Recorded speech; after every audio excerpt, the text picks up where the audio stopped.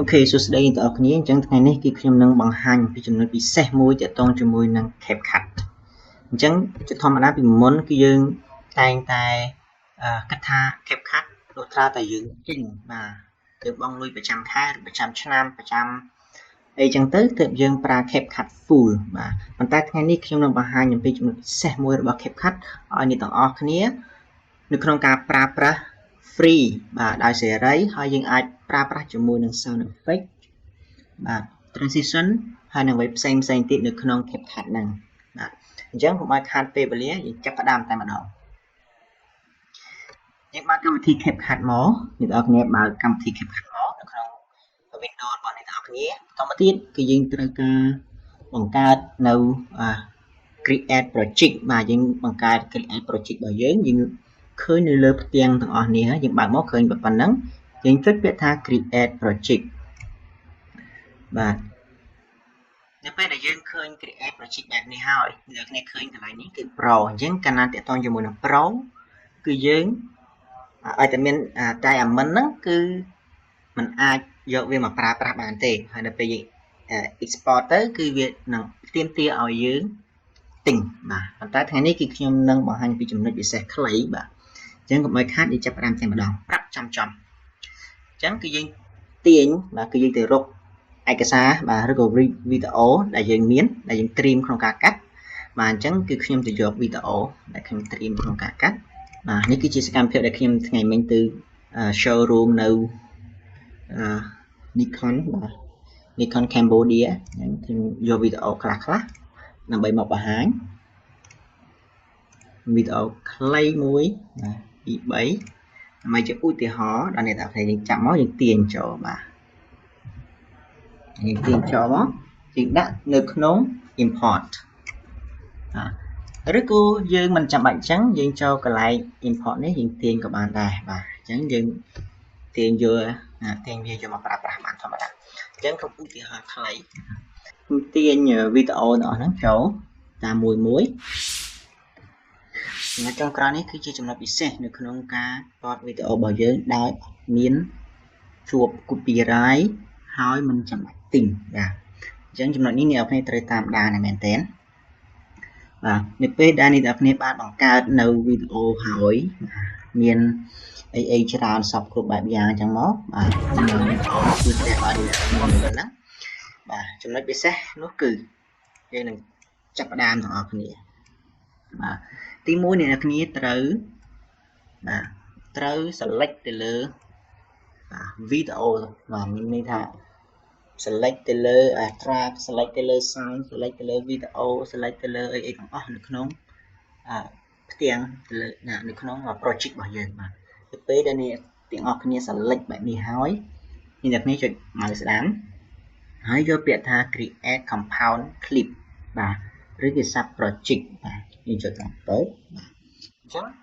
project របស់យើងគឺស្ថិតនៅក្នុង timeline តែមួយ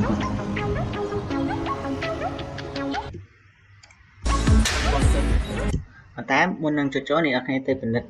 មើលលើសិនថាតើវីដេអូរបស់យើងទាំងអស់ហ្នឹងគឺវាអូខេអត់បាទយើង select សាមីមកហើយស្ដាំដល់ពេលថា create compound clip បាទ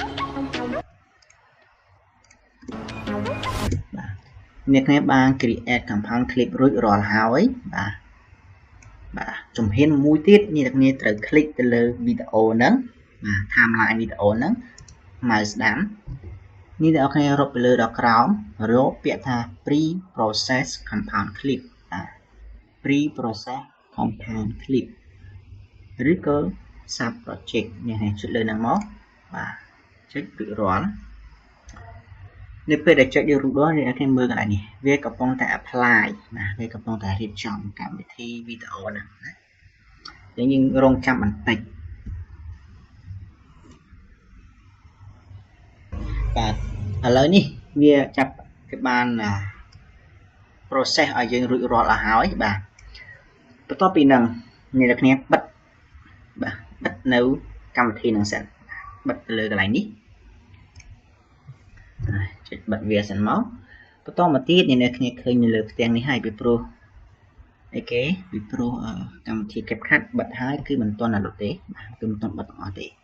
នេះចុចកន្លែងនេះអ្នកឃើញកន្លែង setting ចុចកន្លែង setting យើងពាក្យថា setting នេះបាទនៅពេលដែលឃើញ setting ហើយអ្នកនរគ្នាឃើញផ្ទាំងបែបនេះអ្នកគ្នាចុចទៅលើពាក្យថា cell to ផ្នែកខាងលើបាទ cell to យកពាក្យកន្លែងនេះកន្លែង folder នេះបាទនេះចុចលើហ្នឹងអូយើងចុចទៅលើនេះបាទនេះអ្នកឃើញផ្ទាំងនេះហើយឃើញ project បាទ project របស់យើងហ្នឹង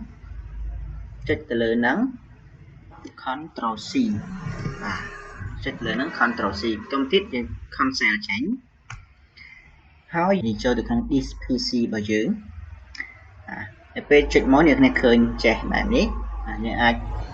ចុចថែមមួយទៀតបាទបន្តទៀតនេះចូលទៅយកកន្លែង this PC បាទ this PC ចុចទៅលើហ្នឹងនេះគ្នាចុចផ្នែកខាងលើនេះបាទនេះចុចខាងលើនេះបន្ទាប់ពីហ្នឹងនេះគ្នាចូលកន្លែងហ្នឹងណាចូលកន្លែង this PC ហ្នឹងផាសនៅអ្វីដែលយើងបាន copy មកហ្នឹងបាទផាសនៅកន្លែងដែលយើង copy នៅក្នុងCapCut មកហ្នឹងផាសកន្លែងហ្នឹងចូលកន្លែងហ្នឹងអ្នកឃើញកន្លែងនេះឃើញកន្លែងនេះអ្នកគ្នាចូលកន្លែងហ្នឹងអូបន្តមកទៀតនេះអ្នកគ្នាទៅមើលនៅក្នុងនេះនៅក្នុងវីដេអូរបស់យើងមកហ្នឹងតើ project របស់យើងមានអ្នកឈ្មោះអត់បើយើងដាក់ឈ្មោះទេនេះគឺជាឈ្មោះរបស់យើងនេះឃើញទេឬក៏យើងមកស្ដាមយើង rename បាទយើង rename ណា Nikon Room ចុះ Nikon Show បាទ Nikon Show Room នេះអាចអញ្ចឹងមកបាទអញ្ចឹងក៏បានដែរអានេះឃើញកន្លែងនេះ Nikon Showroom នេះឃើញកន្លែងហ្នឹងចុចលើកន្លែងហ្នឹងអូបន្តមកទៀតចុចលើកន្លែងហ្នឹងហើយនេះចូលយកពាក្យថា resource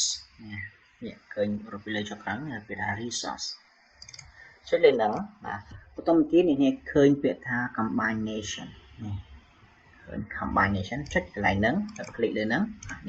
នេះគឺជាវីដេអូដែលយើងបានធ្វើមកប៉ុន្តែយើងមិនទាន់បានប្រើប្រាស់វាបានទេបាទអញ្ចឹងយើងចូលទៅលើ CapCut ដដែលបាទយើងចូលទៅលើ CapCut ដដែលហើយយើងលុបបាទយើងលុប CapCut នេះចេញបាទលុប CapCut ដែលយើងបានធ្វើមកចេញសិនលុបចេញបន្តមកទៀតអ្នកគ្នាទៅយកទៅយកនេះទៅយកវីដេអូដែលយើងបាននេះមិញហ្នឹងcell មិញហ្នឹងចុចលើហ្នឹងមកហើយយើងទាញចូលទៅក្នុង CapCut ហើយយើងដាក់ចូលទៅក្នុង timeline ហើយយើងផ្លែនេះហ្នឹងបន្ទាប់ពីយើងបានធ្វើវារួចរាល់តាមចំណុចមួយហើយអ្នកគ្នាអាច import ដោយមិនចាំបាច់ភ័យព្រួយ import មិនចាំបាច់ភ័យព្រួយយើងចុចទៅលើ import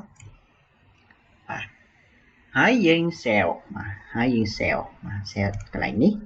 ទុកនៅកន្លែងណាមួយបាទទុកនៅកន្លែងណាមួយបាទទុកកន្លែងណាមួយដែលអ្នកគ្នា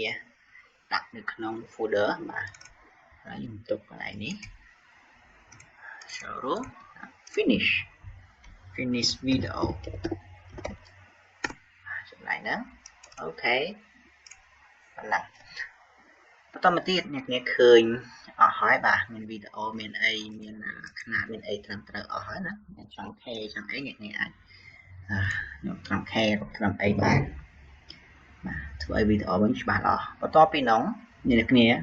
ចុច import ធម្មតាបាទចុច import ធម្មតាចុចលើហ្នឹងមកហើយចុចពាក្យថា import បាទហើយនេះ import យើងហើយរួចរាល់អ្នកគ្នាចូលទៅលើ folder open folder យើងមកស្រាប់ហើយយើងតេស្តចុចលើ double click មើលវីដេអូរបស់យើងគឺគិតបានចប់នេះតែយើងបានធ្វើមកគឺមិនចាំបាច់ទិញមិនចាំបាច់ទិញ free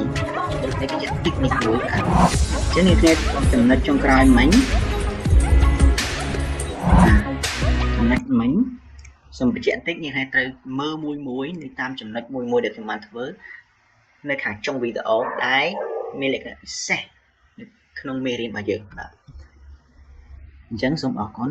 ចំពោះការទស្សនាវីដេអូនេះអ្នកគ្នាត្រូវមើលច្រើនដងបើសិនជាអ្នកគ្នាអត់ទាន់នៅចំណុចមួយបាទពិសេសគឺនៅខាងចុងវីដេអូមិញបាទខ្ញុំប៉ុណ្ណឹងសិនអរគុណតែកុំភ្លេចអ្នកគ្នាជួយចុច like ជួយ subscribe channel មួយដើម្បីទទួលបាននូវចំណេះដឹងថ្មីៗបាទសូមអរគុណ